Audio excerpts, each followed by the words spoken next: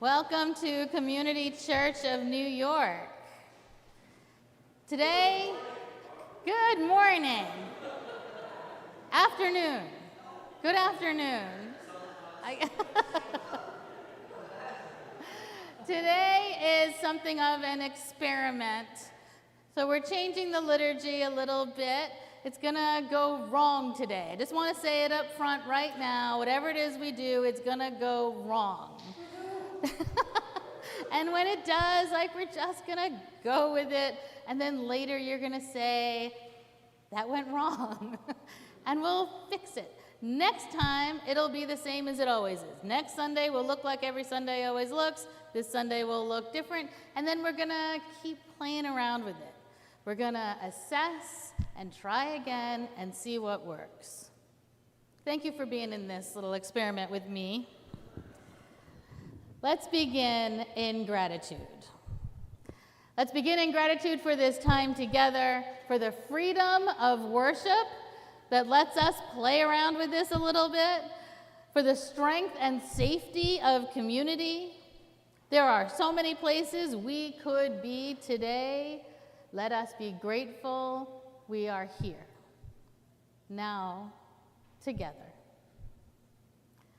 We're going to light our chalice.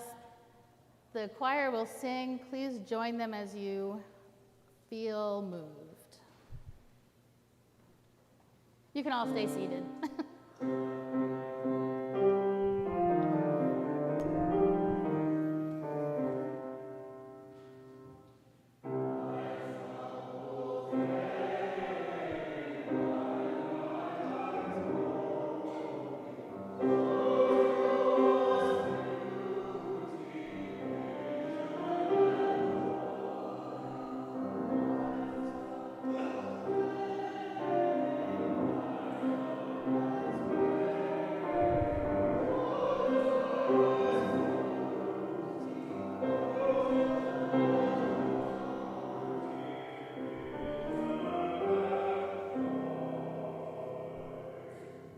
Spoken words for your chalice lighting are in the program. Please say them with me. We light this chalice, the flame of our heritage. May it ignite hope in our lives, in the community, and in the world. Your unison affirmation is also in your program.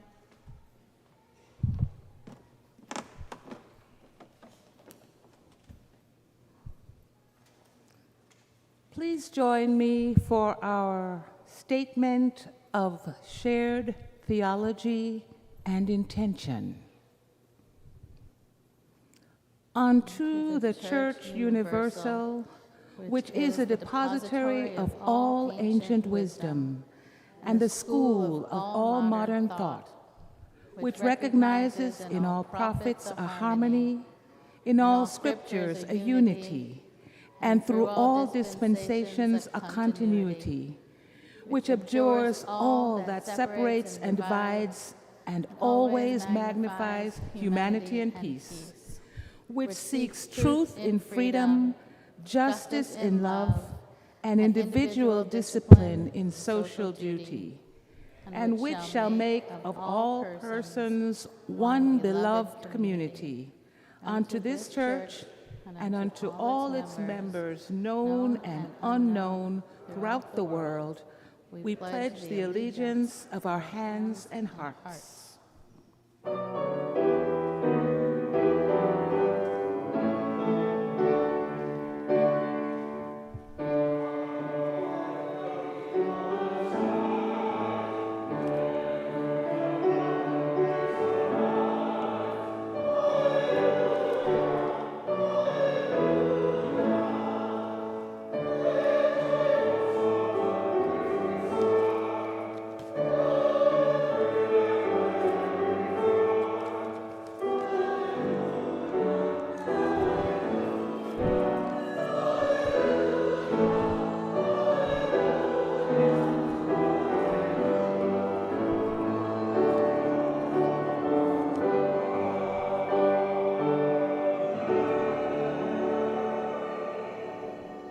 I love that Darnell thought we were singing that today. We were not. Let's sing together number 1017, Building a New Way. You can stay seated. There's going to be a lot of music. You may as well sit through it.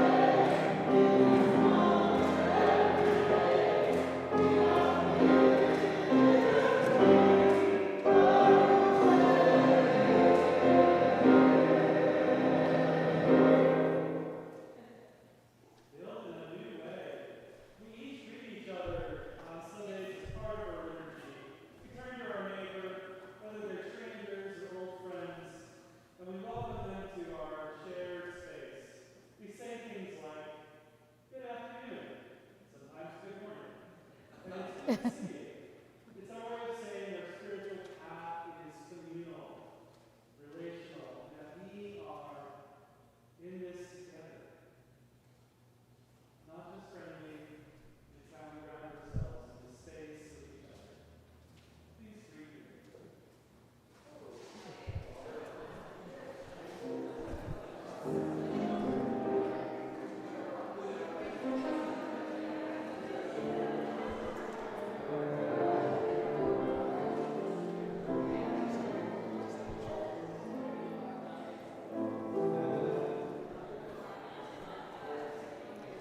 Thank you.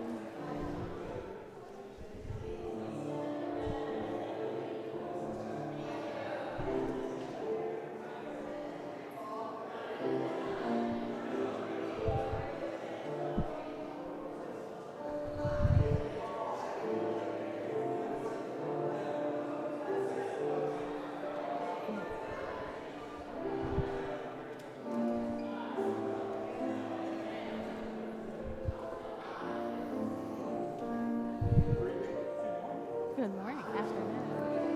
Yeah. Does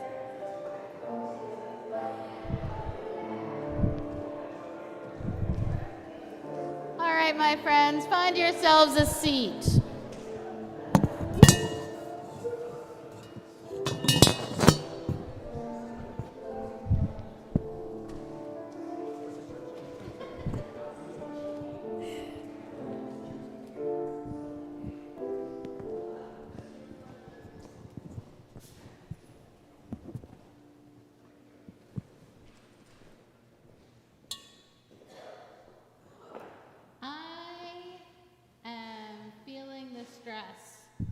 of the world these days. I wake up every morning at 6 o'clock, and at about 6:30, I have read all the top stories in the New York Times. This morning I was asking myself why do I do this to myself every morning? And I realized it's because I want to live awake to the world. I want to face the truth of the world. Right now feels really heavy. I don't know if you're feeling it too. It's actually hard to parse out all of the things that are happening. This week, the House of Representatives elected a speaker after 3 weeks of chaos. Right? Chaos. That was the word that every news outlet carried over and over. Chaos. In some ways, chaos isn't bad, right? I found it sort of clarifying. These weeks felt disorienting, but also kind of necessary to get clear about what's happening in our government. And then there's a war in the Middle East. That's on my mind. I'm betting it's on yours. The slaughter of 1,400 Israelis, tearing people from their homes, kidnapping them, and then the horror that follows. 7,000 Palestinians dead in retaliation. Violence begets violence. The cycle just turns and turns. And that conflict has spilled into our streets, in our communities, in our families, as both trauma that is contemporary and generational. It's a lot, right? We're carrying a lot. It is, I think, the price of being awake. So I find silence to be healing. It's actually my spiritual practice. I spend a good deal of time in silence. So I'm hoping that you will join me. For a few minutes, let's allow the silence to surround us, to let it take hold of us. I'm going to start with a chime to fill this space, and then we will let it just sink and rest.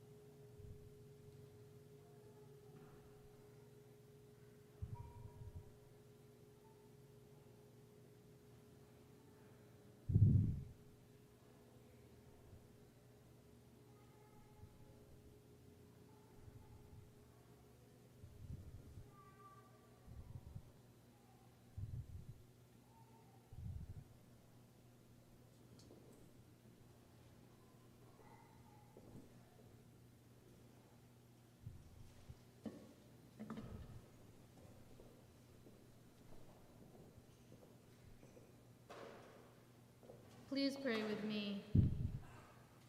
Spirit of life, breathe in and through us as gratitude. We are grateful for kind words and gentle touches. We are grateful for loud laughter and quiet moments. We are grateful for access to clean water and fresh food and so much beauty around us.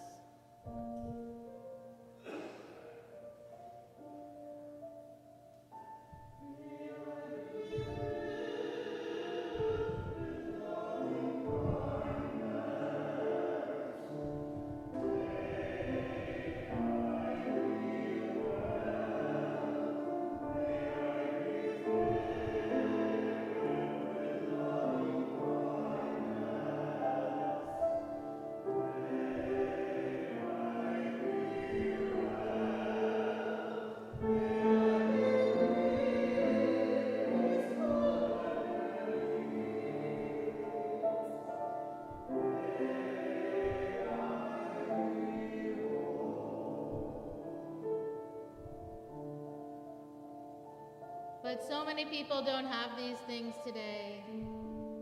Spirit of life, people are grieving and afraid today. The people of Lewiston, Maine are grieving. The people of Central and South America who had to leave their homes to travel to an unwelcoming north are grieving. The people who have learned a disease or virus has invaded their bodies are grieving. The people who have lost their families to addiction are grieving.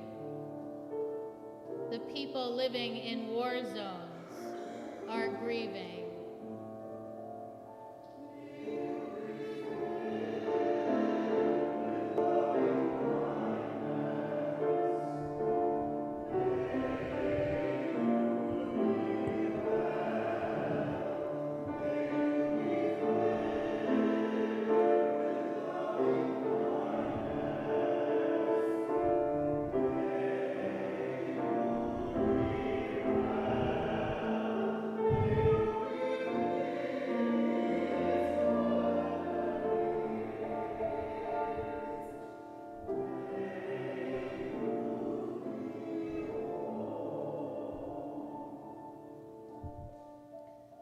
Spirit of life, bring us comfort, surround us, protect us, become the blanket of tenderness we need to get us through.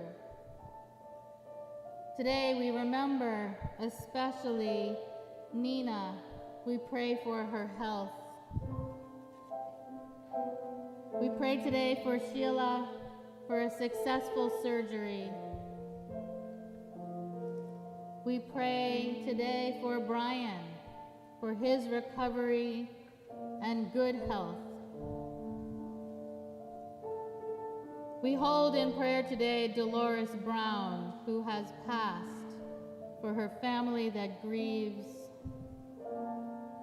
We hold in prayer Katia, Leslie, Rose, and David.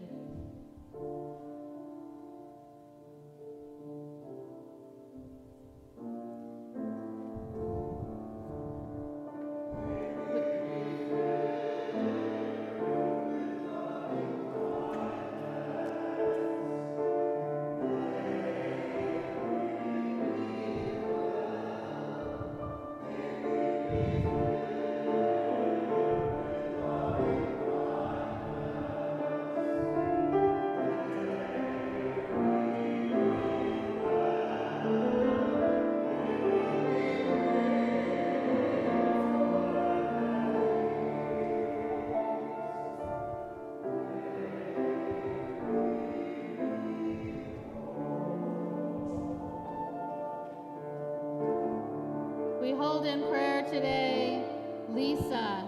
May her strength grow quickly.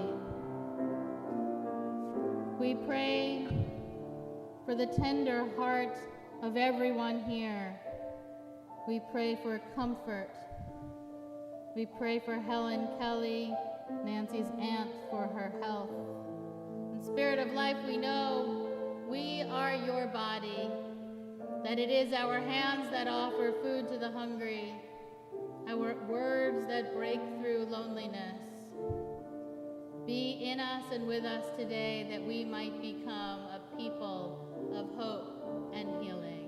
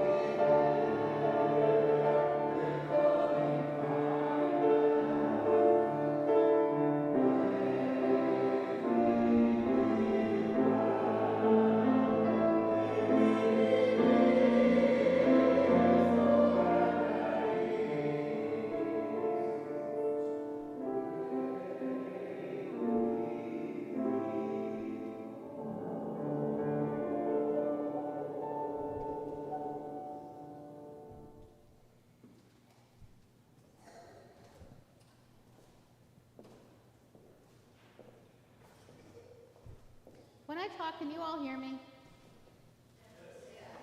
Okay.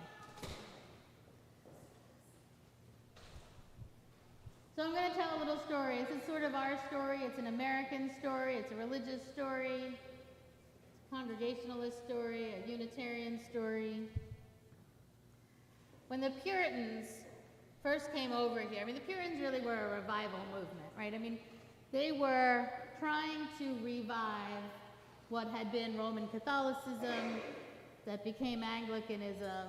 They were really very excited about the ideas they had religiously, which weren't accepted in England, and so they just propelled themselves across the ocean and they landed here, and they were ignited. And for a while, what was happening here was centered on this spirit, on this fire that they were feeling. So the 1700s felt like, the 1600s, the 17th century felt like it was all about that. As they were sort of trying to figure out how to create a world that mirrored that kind of energy. But by the beginning of the 18th century, that energy had really died, right? Like 100 years later, and they just couldn't keep that going. And really, the smallpox vaccine in 1702 changed a lot. It sort of challenged their whole idea of predestination, this concept that your life has already been predetermined. If there's a vaccine, that kind of things started to get murkier for them. And by the 1730s, churches were pretty empty. Really, people weren't coming to church anymore. It felt like religion was dying. George Whitefield said something like, I wrote the quote down so I don't mess it up. He said, "The reason why congregations have been so dead is because dead men preach to them." So he was charging the ministers with the problem. I don't know that he was wrong, but the fact is no one was there. He would go to church and feel like this is a dead space. The minister has nothing to say and the people don't want to hear it. It looked like the experiment, that Puritan experiment, the congregational experiment, the revival experiment was over. And then something happened. Now, historians can look back and say it kind of started a few years earlier, but the experience for people was that out of nowhere, everything changed. It's what we call the Great Awakening. Out of nowhere. Churches were alive again. People were alive. That whole revival spirit came back. But it was different. It was grounded in these itinerant preachers who were traveling around with this message, a new message. And they were going to places, they weren't going to churches. They were going to fields. They were like putting up tents. People were coming from all over the place. It was intercolonial, it was interdenominational. People were showing up, the Presbyterians and the Methodists, or people who didn't like each other, didn't want to talk to each other, the Anglicans, the Congregationalists, the new weird Baptists, were all showing up. And they were worshiping together in fields. They were bringing their families and spending the summer together. It felt like everything was alive again. It was a spiritual earthquake, and it completely transformed the American landscape. Historians tell us the American Revolution would never have happened without it. That until then, we felt like very separate colonies, and because of the awakening, we felt like a single people. What was once dead was alive in a whole new way. In barns, in fields, in commons, people were hearing a message they needed to hear. It was emotional, it was powerful, it was connective, and it was transformative. It's a story I want us to hold on to today before the sermon. It is the story, you should know, that has often propelled my own ministry. I learned about the awakening a good long time ago in my own studies, And I just have always had this idea that when something feels like it's done, that it can be revived. As long as you're willing to rethink it, reimagine it, let go of everything you think you knew, and start again.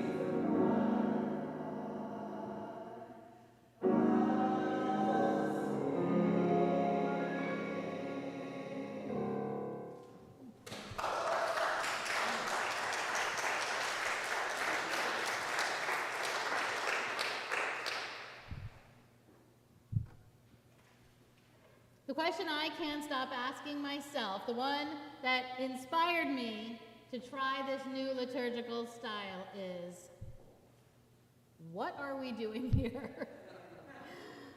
Who are we serving? I look out at the world and I see so much pain.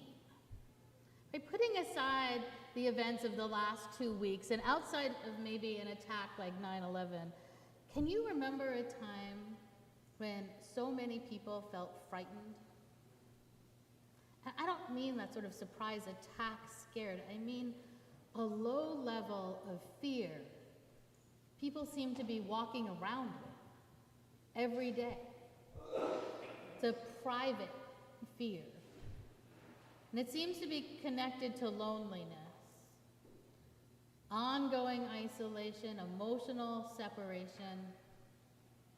Connected for some, even many, with money. Will I have enough? If I don't, who's going to help me? Is there anyone I can tell about how frightened I am to be so alone, about growing old, about being responsible for a child, about losing a job, about finding myself unable to keep up with the pace of the world? What if I'm forgotten? Some of that is tied to climate grief. My children, my grandchildren will never know the beauty of the world I knew. Or climate fear, flooding, access to water, food, power in times of crisis. And again, back to this underlying isolation. And with all the pain that I see everywhere, these last few weeks brought us to a place I had never seen. Right? Those Trump years divided our country along blue-red lines, fracturing a nation that seemed ready to break. There was so much anger added to the existential crisis of our diminished democracy, and none of that has been healed. In some way, this passive peace is more of a result of not talking to each other at all, rather than a capitulation. But now these last 2 weeks, since the attack on Israel and the retaliation against Palestine, that national fragmentation has moved to a new level. There were breaks in families before, but many remained intact. There was the loss of old friends, but the strongest relationships survived. Most of the fractures were geopolitical, sort of red state against blue state, that old north-south story, but not anymore. This one hits much closer to home, dividing neighborhoods, congregations, families, even households. Many of those last relationships standing have begun to topple.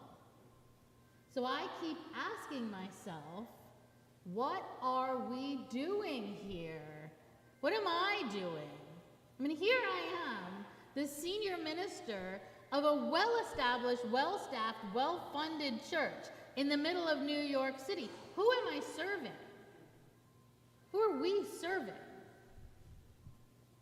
If I stood right outside that door and asked people, do you want a spiritual home?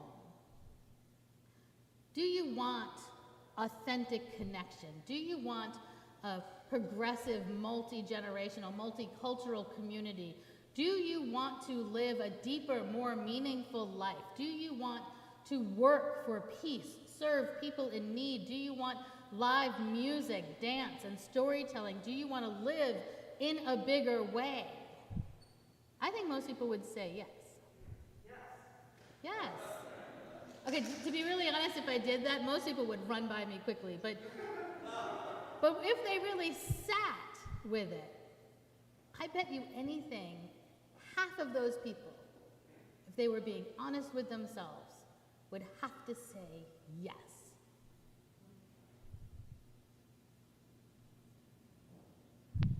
I love this church so much more than I ever thought possible. I mean, honestly, I moved into this ministry, I was pretty nervous. I was worried about the history, the conflict, the significant financial trouble. It never occurred to me that I would love this church and its members as much as I do. I mean, some of you see me. I walk down here. I'm just happy because you're here. I see your faces and I light up. Here in my 5th year, we've confronted a lot of very difficult problems head on, and we are so much healthier for it. But we're shrinking. Some of that is the move into this space. Some of that is the emptying of New York City since COVID. Some of it is the free fall of institutional religion across the board.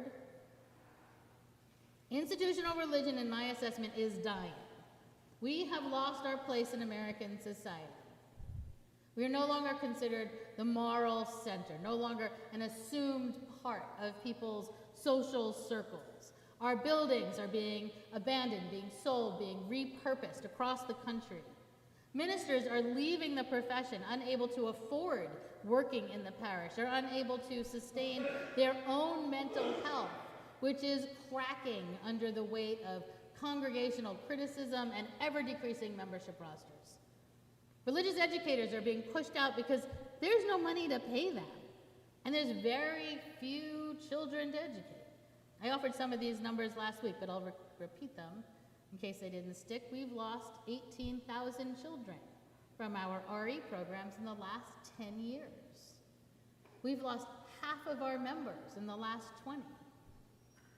And the people who are left are aging. Our churches have twice as many people over the age of 65 than in the general population. And Gen Z isn't being raised with religion at all. 45% have no religious affiliation. In other words, they wouldn't even say, oh, my family is Catholic or you, right? A majority will say that they believe in God, that they have a spiritual life, but they're not interested in formal religion, have no connection to any denomination or religious community, even as part of their cultural heritage. So we are shrinking, we are aging, and we are increasingly irrelevant. And I'm going to tell you something. I'm not worried. I'm not worried. I'm not worried, honestly, because I know that story of the Great Awakening.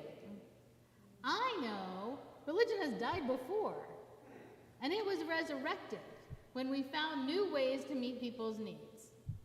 The impulse for greater life or meaning doesn't die. Just the forms we create to respond to the impulse.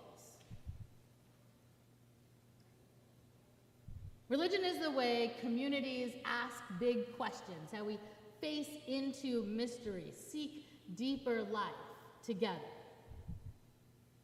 Spirituality is how we do this on our own, but when we gather with others, we are religious. If we strip it all down, that's what it is. We then create theologies, and we enact those theologies through rituals and rites that feed us in so many ways, until they don't.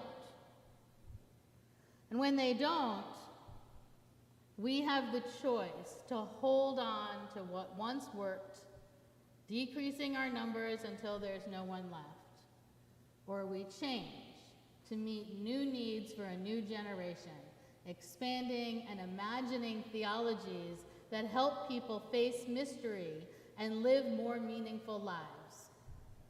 The problem, of course, is that the people who aren't being served aren't in the room. The ones who like what we do are the ones who show up, so we are, all of us here, we're the ones with the vote.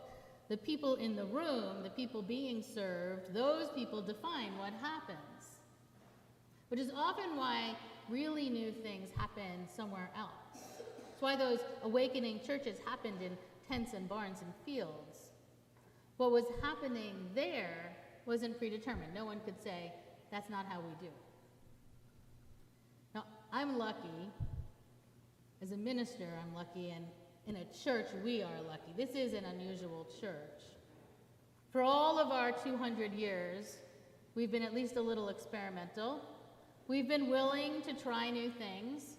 I didn't start with John Haynes Holmes, but he was the most aggressive in his experimentation. He got rid of paid pews.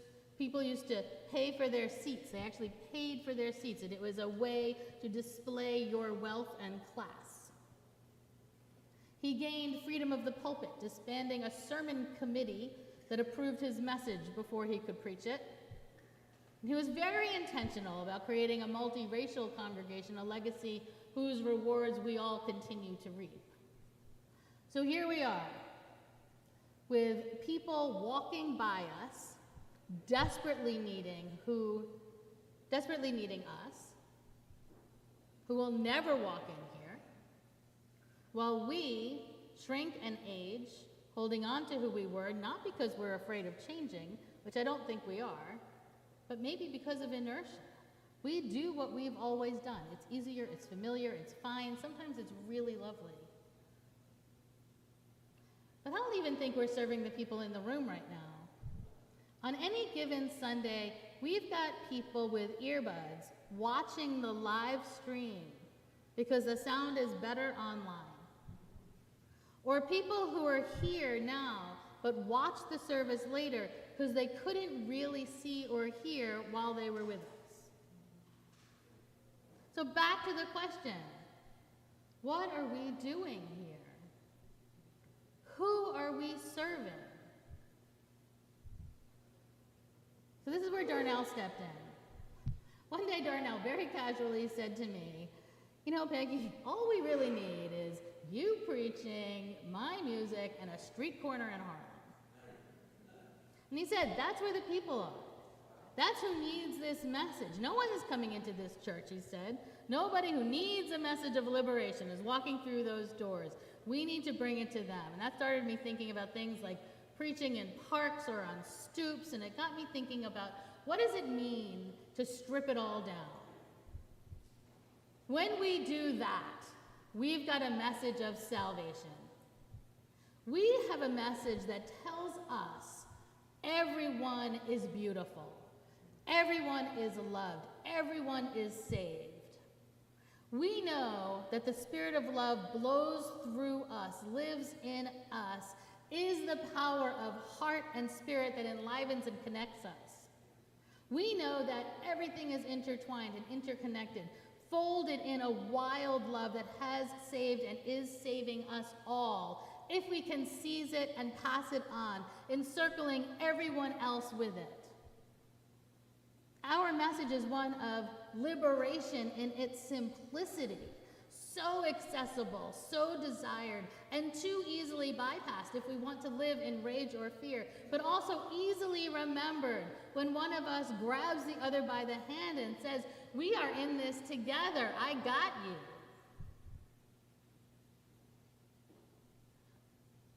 When we strip it all down, what we have is what so many people want, whether they are courageous enough to walk through those doors or not.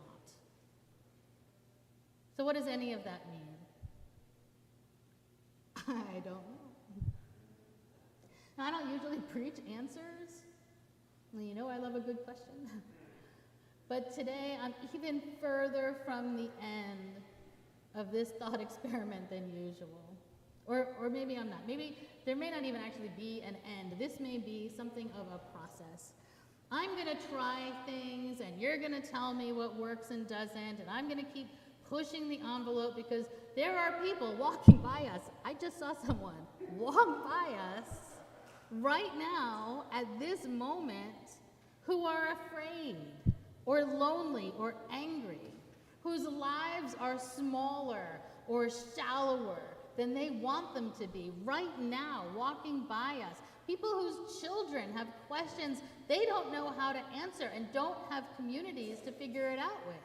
People who have their own questions, their own longings, their own woundedness, who aren't fed by our current structures, but would be fed by our message if we knew how to get it across. So what are we doing here?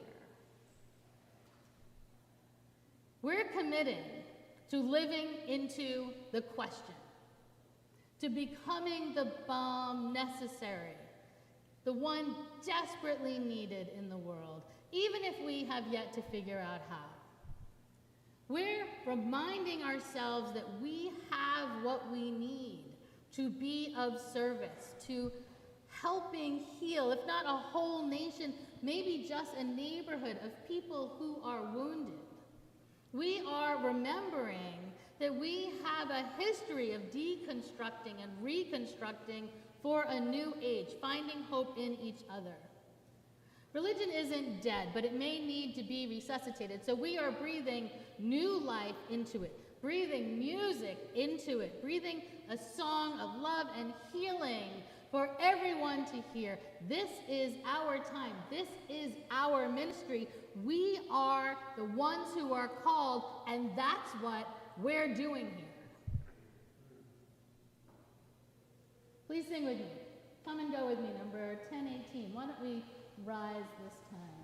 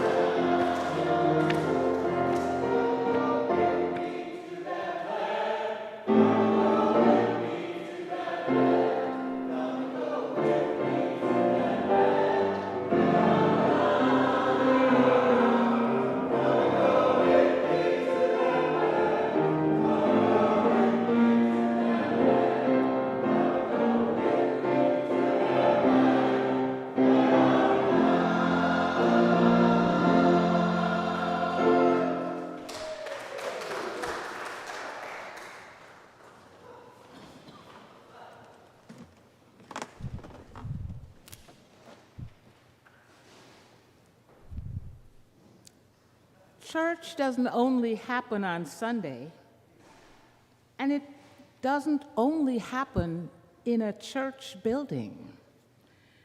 Spiritual practice, building community, and doing the work of justice happen all the time.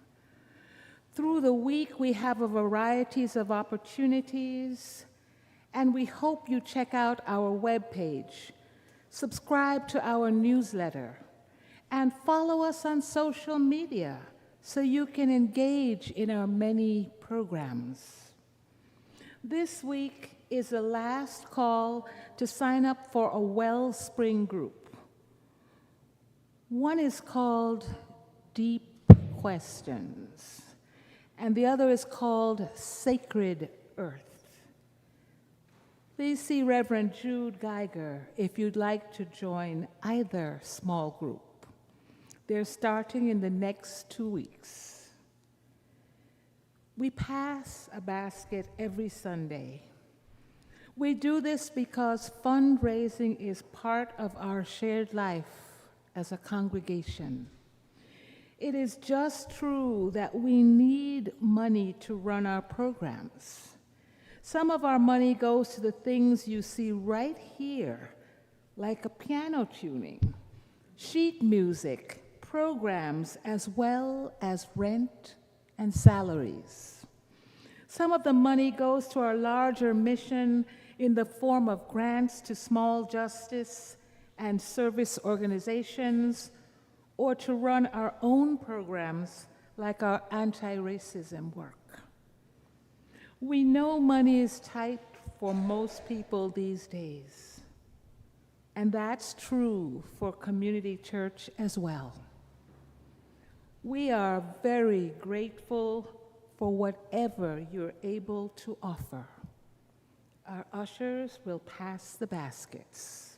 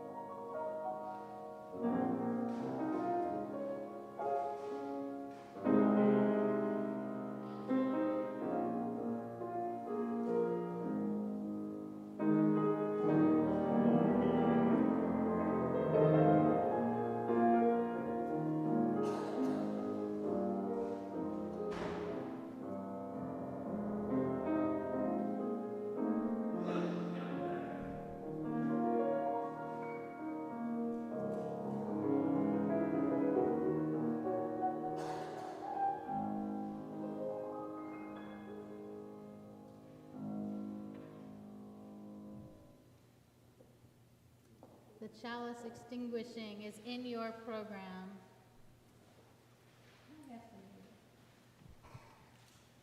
Please join me. Knowing how quickly the flame of truth may be extinguished, how easily the chalice of fellowship broken, let us be vigilant in faith, keep peace in our hearts, and make care for one another the watchword of our lives together, so our light goes out everywhere into the world. And together let's sing Ziyahamba, number 1030.